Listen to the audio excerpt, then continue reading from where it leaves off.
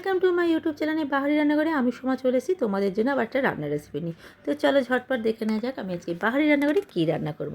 Packet দেখে তো তোমরা অনেকেই বুঝতে পারছো এটা হচ্ছে সোয়া চাপের প্যাকেট। এটা আমি ব্লিঙ্কিট থেকে অর্ডার করেছি। এইটা দিয়ে আজকে কিন্তু বাহারি রান্নাঘরে রান্না করব আজকে মশলা সোয়া চাপ। তো এইটা আমি কিভাবে করব তোমাদের সবার কাছে অনুরোধ হলো কিন্তু ভিডিওটা আমার সম্পূর্ণ দেখার জন্য। বেশি কথা না বলে চলো রান্নাটা শুরু করে দিই। প্রথমেই দেখো গ্যাস জ্বালিয়ে কিন্তু কড়াই বসিয়ে দিয়েছি, দিয়ে দিয়েছি কিন্তু 1.5 কাপের মতন জলটা একটু গরম হতে দেবো। তার ফাঁকে দেখো আমি 4খানা সোয়া চাপের স্টিক কিন্তু বার করে নিয়েছি।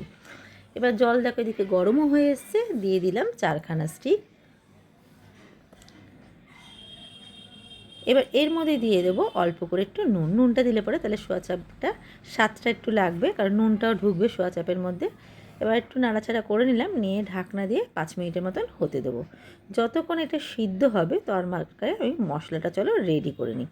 মশলার জন্য থেকে এদিকে একখানা কড়াই বসিয়ে দিয়েছি, দিয়ে দিয়েছি কিন্তু এখানে 1/2 কাপের মতন জল। এই জলের মধ্যেই দেবো কিছু মশলা, দিয়ে দেবো এর মধ্যে পেঁয়াজ, আদা, রসুন। আমি যেহেতু 4খানা স্টিক নিয়েছি সেই বুঝেই কিন্তু মশলাটা নিয়েছি, তোমরা কিন্তু সেই রকম পরিমাণেই মশলাটা নেবে। দিয়ে দিলাম এর মধ্যে 2খানা শুকনো লঙ্কা, আর দিলাম 6-7খানা দিলাম আমন্ড বাদাম, আর দিয়ে দিলাম এর মধ্যে ছোটো চামচের 1 চামচ দিলাম মগজদানা। সবগুলি কিন্তু ভালো করে এটা সিদ্ধ করে নিতে হবে যাতে একদম জলটা না থাকে। দেখো একদম কিন্তু জলটা শুকিয়ে গেছে। এবার কিন্তু এটা আমি একটা বাটির মধ্যে নামিয়ে নিয়ে ঠান্ডা করব, তারপরে কিন্তু মিক্সিতে পেস্ট করব। আর এই ঠান্ডা হয়ে গেলে পরে তারপরে আমন্ড বাদামের চোকলাগুলি ছাড়িয়ে নেব। দেখো বাটির মধ্যে কিন্তু এটা ঠান্ডা করতে দিয়েছি। তার ঠান্ডা হয়ে যাওয়ার পরে মিক্সি বাটিতে দিয়ে দিলাম, আর এই আমন্ড বাদামের চোকলাগুলো কিন্তু সবকটা ছাড়িয়ে দিলাম। দিয়ে এবার কিন্তু এটা মিক্সিতে পেস্ট করে নেবো। এর ফাঁকেই দেখো কিন্তু সোয়া চাপগুলো কিন্তু আমার সিদ্ধ হয়ে গেছে, দেখো কতটা ফুলেছে দেখো।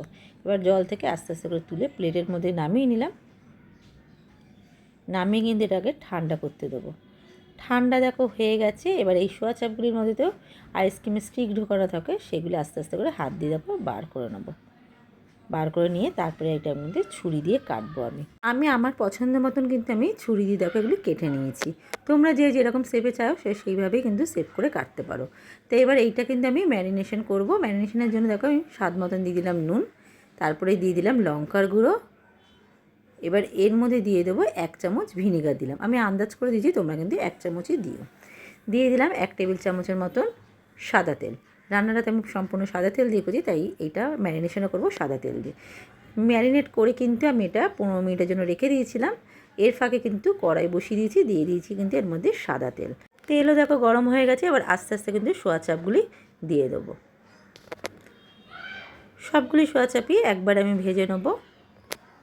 দেখো আস্তে আস্তে করে কিন্তু সব কটাই কিন্তু সোয়া চাপ দিয়ে দিচ্ছি। দিয়ে কিন্তু এপিট ওপিট একটুখানি করে নিয়েছি, ভাজাও কিন্তু হয়ে গেছে। দেখতে দেখো কত সুন্দর লাগে। এবার আস্তে আস্তে করে যে বাটিটার মধ্যে আমি নামিয়ে নিলাম। সব কটা সোয়া চাপ দেখো বাটিতে নামিয়ে নিয়েছি। আর সোয়া চাপ ভাজা যে তেলটা আছে এই তেলেতেই কিন্তু আমার রান্নাটা হয়ে যাবে। এর মধ্যে ফোড়নের জন্য দিলাম একটা তেজপাতা ছিঁড়ে, তারপরে দিলাম একটু সাদা জিরে, আর দিলাম একটু গরম মশলা, গোটা গরম মশলা দিয়েছি, গোটা এলাচ, দারচিনি আর লবঙ্গ।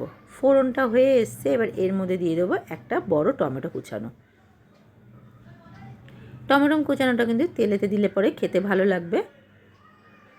টমেটোটা একটু নরম হতে দেবো। দেখো টমেটো কিন্তু ভালো মতন কিন্তু নরম হয়ে গেছে।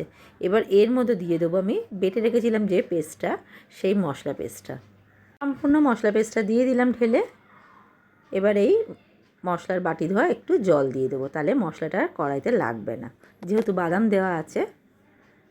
দেখো অল্প করে কিন্তু এটা দিয়ে দিয়েছি বাটি ধোয়া জল। এবার এর মধ্যে একে একে দেবো হলুদ গুঁড়ো, দিয়ে দেবো লঙ্কার গুঁড়ো। আমি 2খানা শুকনো লঙ্কা দিয়ে বেটেছি, তারপরে ওই 2টো শুকনো লঙ্কাতে এটা ঝাল হবে না, তাই জন্য আমি 8টু লঙ্কার গুঁড়ো দিলাম স্বাদ মতন। সব মশলা দিয়ে কিন্তু খুন্তি দিয়ে একটু নাড়াচাড়া করে নেবো, নাহলে নিচে যদি লেগে যায়, ওই জন্য একটু খুন্তি দিয়ে নাড়তে হবে বারবার। এবার দিয়ে দেবো এর মধ্যে স্বাদ মতন নুন দেবো। নুনটা দিয়ে ভালো করে কিন্তু মশলাটা কষাতে হবে যতক্ষণ না মশলাটা দিয়ে তেলটা ছেড়ে আসে। আর গ্যাস কিন্তু আমি একদম কমিয়ে মশলাটা কষিয়েছি।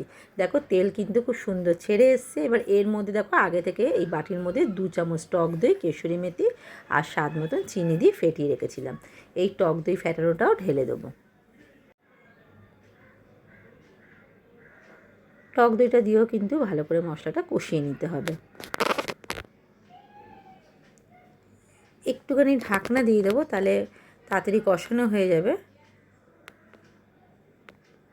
কিছুক্ষণ পরে দেখো ঢাকনাটা খুলে নিয়েছি, তেলটা কিন্তু ছেড়ে এসছে। এবার এর মধ্যে ঢেলে দিলাম ভেজে রাখা সোয়া চাপগুলো। এই সোয়া চাপটা দিয়েও কিন্তু খুব ভালো করে কষাতে হবে, যাতে সোয়া চাপের মধ্যে মশলাটা ঢোকে। একটু সময় নিয়েই কষাতে হবে। দেখো ভালো মতন কিন্তু কষানো হয়ে গেছে। এবার এর মধ্যে দিয়ে দেবো অল্প করে গরম জল। আমি গরম জলটা অন্য বাটিতে করেছিলাম, তারপরে এই বাটিটা মেপে একটু গরম জলটা দিলাম। ভালো করে মশলাটার সঙ্গে মিশিয়ে নেব। তারপরে কড়াই থেকে ভালো করে একটুখানি কাছিয়ে নিলাম মশলাটা, নিয়ে কিন্তু এটা 5-7 মিনিট ধরে ঢাকনা দিয়ে এটা হতে দেবো। 5-7 মিনিট পরে দেখো ঢাকনাটা খুলে নিয়েছি, এটা কিন্তু রেডি হয়ে এসছে। নামানোর আগে কিন্তু আমি নুন মিষ্টিটা দেখে নিয়েছি। তোমাদেরকেও আমি বলি কোনো তরকারি করার আগে একটু নুন মিষ্টিটা দেখে নিও, তাহলে ভালো হয়। তো যাই হোক, নামানোর আগে দিয়ে দিলাম এর মধ্যে অল্প করে একটু গরম মশলা গুঁড়ো, আর দেবো বেশ খানিকটা ঘি। গরম মশলাটাতে দিয়ে একটু নাড়াচাড়া করে নিচ্ছি।